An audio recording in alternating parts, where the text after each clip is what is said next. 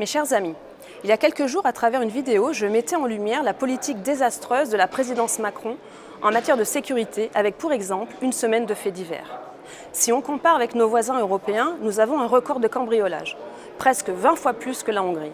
Ces pays de l'Est sont pourtant beaucoup plus pauvres que nous. D'autres événements confirment cette tendance insupportable de l'ensauvagement de notre société, dont nos forces de l'ordre sont les premières victimes. Voici une liste bien loin d'être exhaustive d'une semaine de violence contre les forces de l'ordre. Vendredi 23 avril, à Rambouillet, un Tunisien de 36 ans arrivé en France en 2009 qui avait obtenu en décembre 2020 une carte de séjour a attaqué et tué au couteau Stéphanie, une fonctionnaire de police âgée de 49 ans. Samedi 24 avril, 3 policiers grenoblois ont été victimes de menaces de mort. Une photo sur laquelle figurent les 3 fonctionnaires en tenue et comportant la mention « mort » a été scotchée sur un mur dans les communes d'Échirolles.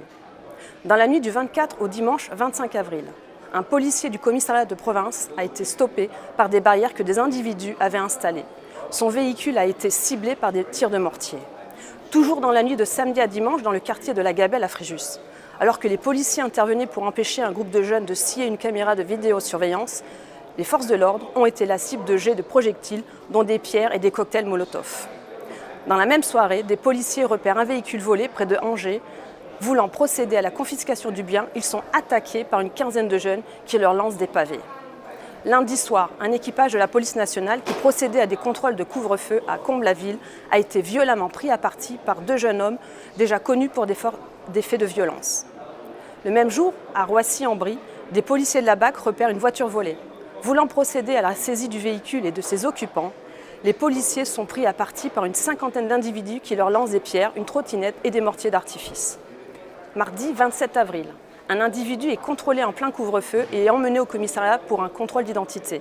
L'individu est devenu violent et a asséné un coup de tête et des coups de poing à un policier en le menaçant de mort, lui et sa famille. Le même jour, lors de l'interpellation de dealers à Bagnolet, un policier se retrouve isolé et est passé à tabac par une vingtaine de personnes au cri de « on va te fumer, on va te crever, sale fils de pute, sale keuf » ou encore « tuez-le, c'est un sale chien de flic, tuez-le ». Un seul individu a été arrêté et condamné à 2 ans de prison. Il s'agit d'un Marocain en situation irrégulière. Mercredi 28 avril, une vingtaine de jeunes ont pénétré dans les locaux d'une école élémentaire à Étampes et ont dégradé le matériel. Les policiers alertés ont été accueillis par une pluie de projectiles. Jeudi 29 avril, à Roubaix, un chauffard défavorablement connu de la justice refuse un contrôle de police et se lance dans une course-poursuite. Les policiers le pourchassent et seront obligés de faire usage de leurs armes de poing alors que l'individu leur fonce dessus. Vendredi 30 avril, une scène de guerre s'est déroulée dans la soirée dans un quartier de Valence où des bandes rivales se sont affrontées sans que la police ne puisse intervenir. Des CRS ont été déployés en urgence pour faire face à ces violences et ont pu constater des impacts de balles.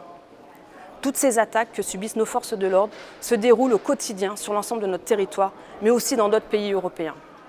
Ainsi, comment peut-on espérer que l'ordre public français soit respecté lorsque même ceux qui sont chargés de cette mission sont ainsi attaqués ? Que signifie le message d'un ministre de l'Intérieur qui manifeste aux côtés des forces de l'ordre, qui dénonce les conditions de travail que leur impose ce même gouvernement ? Je pense aussi à tous ces membres de nos forces de l'ordre qui mettent fin à leur jour. Ce n'est plus une simple statistique, mais bien un fait de société, quand 58 policiers se sont donné la mort en 2019. Dimanche dernier encore, Cédric, un policier de Strasbourg, marié et père de 2 enfants, s'est ainsi suicidé. Mes plus sincères pensées vont à ses proches. Parce que c'est une profession qui me tient particulièrement à cœur, j'étais mercredi 19 mai à leur côté avec mes collègues du groupe ID.